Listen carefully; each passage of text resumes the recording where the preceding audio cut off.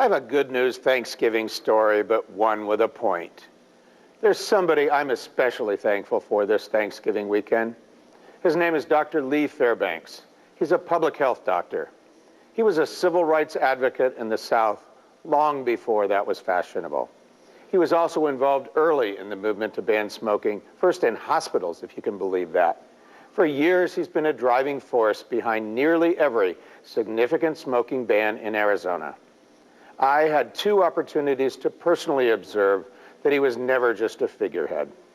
When our firm decided to volunteer to run a research project to aid in passing the Tempe smoking ban, he was among a small number of doctors who volunteered to the thankless task of phone interviewing.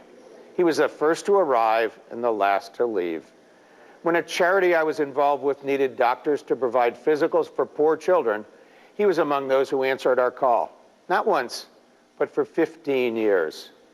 Even those who disagree with him cannot credibly question his unselfish sincerity. So starting next May 1st, when the statewide indoor smoking ban goes into effect, and you find the air around you is a little bit cleaner, and maybe your kids a little bit healthier, Lee Fairbanks is among those you can thank. Okay, so I usually talk about politics. What is the relevance of this to politics? Everything. The more citizens like Lee Fairbanks there are in our community, citizens who take the time to study and understand issues, the better our civic life will be. It'll be harder for special interests to dominate politics.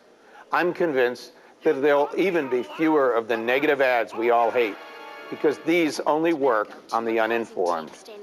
So on this Thanksgiving weekend, my hat's off to Dr. Lee Fairbanks, citizen.